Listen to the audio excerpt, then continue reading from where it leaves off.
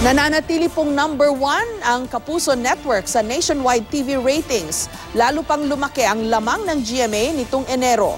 Wagi rin ang Kapuso Network sa live telecast ng katatapos lang na 65th Miss Universe. May report si Maki Pulido.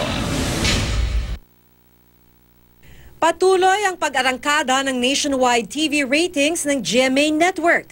Batay sa datos ng pinagkakatiwalaang rating service provider na Nielsen TV Audience Measurement mula January 1 hanggang 31, nakapagtala ng 41.9% people audience share ang GMA sa National Urban Television Audience Measurement. Lamang ng 7 points sa ABS-CBN. Mas malaki pa ito kaysa sa naitalang lead ng Kapuso Network noong huling quarter ng 2016. At mula umaga hanggang prime time, panalo pa rin ang mga programang Kapuso.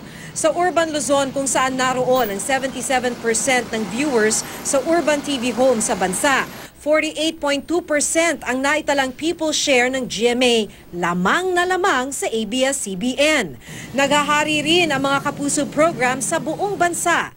Nangunguna pa rin sa listahan ng top rating shows sa Pilipinas ang Encantadia. Pasok din sa listahan ng alias Robin Hood, 24 oras, Kapuso Mo, Jessica Soho at Magpakailanman.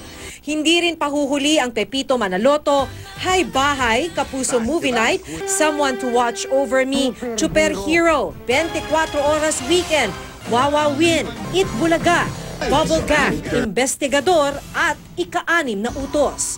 Mas pinanood din ang bagong romantic comedy series na Meant to Be at afternoon soap na Pinulot Ka Lang sa Lupa, kumpara sa mga katapat nitong programa.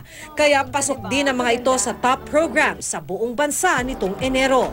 At sa katatapos lang na 65th Miss Universe, ang telecast ng GMA ang pinakapinanood sa buong Pilipinas.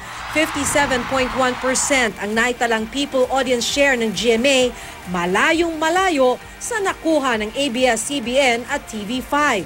Tinatayang 700 mas marami ang sampled homes ng Nielsen TV audience measurement sa total urban at rural Philippines kumpara sa Kantar Media. Maki Pulido, GMA News.